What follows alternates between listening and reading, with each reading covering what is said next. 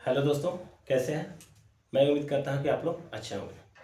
आज का जो हमारा वीडियो है वो है यूजीसी के ऊपर। ठीक है, क्योंकि यूजीसी ने कुछ ऐसे रेगुलेशन लेकर आया जिसके ऊपर सुप्रीम कोर्ट ने स्टे लगा दिया। हम लोग का मेन वीडियो बनाने का मकसद यही है कि सुप्रीम कोर्ट ने कुछ ऐसे टॉपिक पे चर्चा किया है जिसके ऊपर चर्चा करना हम लोग का भी ज़रूरत बन जाता है। ठीक है, तो सबसे पहले हम लोग यूजीसी के बारे में जानेंगे कि यूजीसी है क्या। यूजीसी यूजीसी का फुल फॉर्म क्या होगा? University grant commission. ठीक है, और इसकी जो स्थापना होती है, पहली बार इसकी स्थापना 1945 में होती है। लेकिन इसका औपचारिक रूप से जो उद्घाटन होता है वो कब होता है? तो इसका औपचारिक रूप से उद्घाटन 28 दिसंबर 1953 में होता है। इसका उद्घाटन करते कौन है? तो जो हमारे पहले शिक्षा मंत्री थे अबुल कलाम आजाद, उन्हीं ने इसका उद्घाटन किया था। कब? 1953 में। इतना याद रखिएगा। और दूसरा चीज, ये किस कमेटी की सिफारिश पे यूजीसी बनाया गया था? तो ये आपका विश्वविद्यालय शिक्षा आयोग कमेटी की सिफारिश पे इसको बनाया गया था। और विश्वविद्यालय शिक्षा आयोग कमेटी के चेयरमैन कौन थे, ये भी जानना बहुत जरूरी है। तो इसके जो चेयरमैन थे वो हमारे जो पहले उपराष्ट्रपति थे सर्वपल्ली राधाकृष्णन। ठीक है, इतना दूर क्लियर है। अब एक चीज, दूसरा चीज हम लोग को देखना है कि यूजीसी का काम क्या है। सबसे इंपॉर्टेंट याद रखिएगा कि यूजीसी का काम क्या है। तो जितनी भी हमारे देश में यूनिवर्सिटी है, जितने भी कॉलेज हैं, सभी को मान्यता देना किसका काम है? तो आपका यूजीसी का काम है। और जितने भी कॉलेज में आपका जो डिग्री चलती है ना, पीएचडी का डिग्री हो गया, ग्रेजुएशन का डिग्री हो गया, ठीक है, इस सारी डिग्री को मान्यता जो देता है वो कौन देता है? यूजीसी देता है। क्लियर। और कॉलेज का जो फंडिंग होता है, ठीक है ना, जिससे कॉलेज का भवन का निर्माण हो या आपका दूसरा भी काम हो, इस सारे जो पैसे का प्रावधान करता है वो कौन करता है? तो आपका यूजीसी करता है। हाल ही में 2026 में जो नियम लाए, जिससे पूरे देश में हड़कंप मच गया। ठीक है, और ये मामला यहाँ तक ही नहीं रहेगा, आपका सुप्रीम कोर्ट में भी गया, तो सुप्रीम कोर्ट ने इसके ऊपर स्टे लगा दिया। ठीक है, सुप्रीम कोर्ट में जब स्टे लगाया तो वहाँ पे जो दो जजेस की बेंच थी। ठीक है, पहले जो जज थे हमारे सीजेआई थे, चीफ जस्टिस ऑफ इंडिया, इनका नाम है सूर्यकांत त्रिपाठी जी। और दूसरे जो जज थे वो है आपका बागची जी थे। तो सीजीआई ने एक महत्वपूर्ण बात उस टाइम कही। सीजीआई का कहना था, क्या हम लोग एक जाति विहीन समाज का निर्माण करना चाहते हैं? क्या क्या हम लोग आपका जातिगत समाज का निर्माण करना चाह रहे हैं? ठीक है, और बागची जी ने बहुत इंपॉर्टेंट टॉपिक का डिस्कशन कर दिया। उन्होंने बोला, क्या हम लोग 1954 से पहले जो अमेरिका था उस तरफ हम लोग बढ़ रहे हैं, क्या कि 1954 के बाद वाला अमेरिका उसके तरफ हम लोग बढ़ रहे हैं? ठीक है, तो अब ये चीज हम लोग को समझना है कि 1954 से पहले अमेरिका में क्या हुआ था और 1954 के बाद अमेरिका में क्या हुआ था। ये चीज समझना बहुत जरूरी है। इसके लिए हम लोग को दो केस के ऊपर डिस्कशन करना होगा। ठीक है, 1954 से पहले और 1954 के टाइम में क्या हुआ था। तो देखिए, दो केसेस है।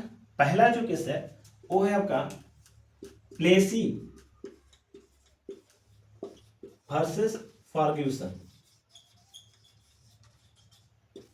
ये कब किसका आया था? तो ये आया था 1896 में। पहला केस कौन था? Plessy versus Ferguson. कब आया था? 1896 में। प्लेसी कौन थे और फर्ग्यूसन कौन थे? तो प्लेसी जो थे वो थे आपका एक अश्वेत व्यक्ति, यानी काला व्यक्ति। और फर्ग्यूसन कौन थे? ये निचली अदालत के जज थे। ठीक है, तो देखिए प्लेसी क्या किए थे कि ट्रेन में यात्रा कर रहे थे, और वो ट्रेन किन के लिए रिजर्व थी? वो गोरे लोगों के लिए रिजर्व थी। ठीक है, जब यात्रा कर रहे थे तो इनको पकड़ लिया गया और पकड़ के इनको जेल ले गया गया।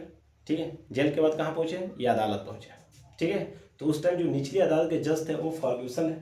ठीक है, फर्ग्यूसन क्या किए? इनको दंडित कर दिया। ठीक है, उसके बाद ये अपील किया हाई कोर्ट। हाई कोर्ट के बाद पहुंचे कहाँ पे? सुप्रीम कोर्ट में पहुंचे। अमेरिका के जब सुप्रीम कोर्ट में पहुंचे तो वहां पे एक सिद्धांत दिया गया। ठीक है, जिसको फॉलो 1896 के बाद 1954 तक किया गया। याद रखिएगा, वो कौन सा सिद्धांत था? तो सेपरेट बट इक्वल का सिद्धांत दिया गया। सेपरेट बट इक्वल का सिद्धांत दिया गया। ठीक है, यानी वहां पे जो सुप्रीम कोर्ट था, सुप्रीम कोर्ट के कहने का मकसद यही था कि देखिए सेपरेट बट इक्वल का सिद्धांत को फॉलो करना है। यानी उन लोगों का कहने का मकसद यही था ना कि व्यवस्था जो गवर्नमेंट की तरफ से दी जा रही है सबको बराबर दी जा रही है। ठीक है। लेकिन सेपरेट ये अलगावाद नहीं है, यानी उन लोगों का कहने का मतलब था कि गोरे लोगों के लिए अलग कॉलेज है, ठीक है, काले लोगों के लिए अलग अलग कॉलेज है, ठीक है।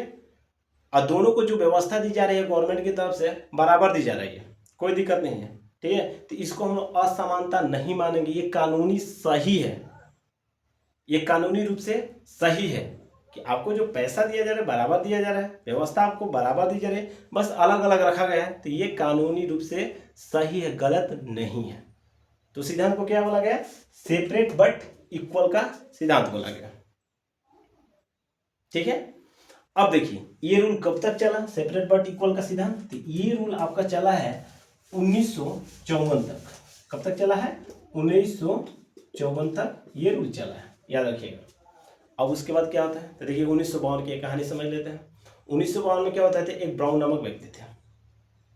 तो ब्राउन अपनी बेटी के एडमिशन कराने के लिए जाते हैं बगल के स्कूल में, और बगल का जो स्कूल था वो किनके लिए रिजर्व था? गोरे लोगों के लिए रिजर्व था। तो एडमिशन कराने जाते हैं तो वहाँ पे डायरेक्ट प्रिंसिपल के द्वारा कह दिया जाता है कि आपके बच्ची का एडमिशन यहाँ पे नहीं होगा। सीधी सी बात है, आपके बच्चे का एडमिशन यहाँ पे नहीं होगा। और वो क्या करते हैं? केस कर देते हैं, केस करते हैं। और जब ये मैटर सुप्रीम कोर्ट में पहुंचता है तो सुप्रीम कोर्ट में वहाँ पे 9 जज की बेंच थी, 9 जजेज की, ठीक है। तो वहाँ पे बहुमत के आधार पर फैसला दिया जाता है। वो बहुमत कितना से पास होता है? तो 9-0 से। ये सारे लोग ब्राउन जो थे, ठीक ना, ब्राउन जो थे उनके पक्ष में आते हैं। लेकिन एक चीज हम भूल गए, उस केस का नाम भूल गए, ठीक है ना, लिख लीजिएगा। पहला जो केस था प्लेसी फर्गुसन था, और दूसरा जो केस था याद रखिएगा brown versus board of education, board of education, याद रखिएगा। जो केस था brown versus board of education, brown वहीं जो अपने बेटी के एडमिशन कराने के लिए गए थे स्कूल में, एडमिशन नहीं हुआ, वहीं केस कर दिए, तो उन्हीं के नाम से brown versus board of education. इसमें जो फैसला हुआ 9-0 से, इसमें बोला गया जो सेपरेट बट इक्वल का जो सिद्धांत है वो पूर्ण रूप से इलीगल है, ठीक है। क्या बोला गया? इलीगल है, गैर कानूनी है। और यहाँ तक फिर दूसरा बार टिप्पणी बोला गया कि जो अमेरिका का 14वां संविधान संशोधन था, ठीक है, जो असमानता को दूर करने के लिए बनाया गया था, वो उसको भी उल्लंघन करता है। अब इन लोग के दिमाग में आया, इतने सालों के बाद इन लोगों के दिमाग में आया कि ये जो 14वां संविधान संशोधन है उसको भी उल्लंघन करता है, यानी असमानता को बढ़ावा देता है। ये पूर्ण रूप से क्या है? गैर कानूनी है, इलीगल है। सेपरेट बट इक्वल का सिद्धांत, ठीक है। इतना तो क्लियर हुआ। तो brown versus board of education में यह बोला गया कि सेपरेट बट इक्वल का सिद्धांत पूर्ण रूप से गलत है, और मनोवैज्ञानिक तर्क भी दिया गया है। अगर बच्चों को आप शुरू से ही अलग करके रखिएगा तो उनका जो मानसिक विकास है वो रुक जाएगा वहीं पे, वो तो विकास ही नहीं कर पाएगा, वो तो उतना पे एकदम स्थिर हो जाएगा। और जब बच्चे एक साथ मिलकर रहेंगे तो उनको मनोवैज्ञानिक विकास होगा, ठीक है। यही तर्क दिया गया। और उसके बाद 1954 से बाद, ठीक है ना, जितनी भी व्यवस्था थी अलग अलग लोगों के लिए, ट्रेन अलग था, कॉलेजेस अलग था, स्कूल अलग था, सबको एक में मिला दिया गया। बोला गया कि नहीं, ऐसा नहीं चलेगा, यह अमेरिका का 14वां संविधान संशोधन को उल्लंघन करता है, ठीक है। तो वही बागची जी ने बोला कि क्या हम लोग 1954 से पहले वाला जो नियम था अमेरिका में उसको फॉलो करने जा रहे हैं? यानी जनरल स्टूडेंट को अलग कर दीजिए और SC ST OBC को स्टूडेंट को अलग कर दीजिए, तो फिर वही चीज होगा। वही चीज याद आना चाहिए पीछे हिस्ट्री का भी हम लोग को। जब पहला गोलमेज सम्मेलन कब हुआ था? 1930 में। दूसरा गोलमेज सम्मेलन कब हुआ? 1931 में। और तीसरा गोलमेज सम्मेलन कब हुआ था? तो 1932 में।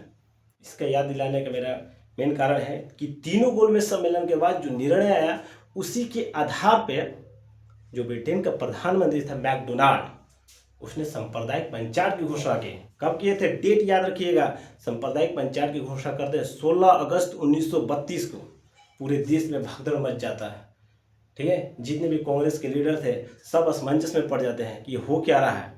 इससे पहले 1909 में तो बांट ही चुका है धर्म के आधार पर, मुस्लिम के अलग निर्वाचन की व्यवस्था कर दिया गया था। लेकिन 1932 में हिंदू के अंदर दलितों को अलग किया गया, ईसाई को अलग किया गया, सिख को अलग किया गया, एंग्लो इंडियन को अलग किया गया। सबको बोला कि सबका निर्वाचन अलग अलग होगा।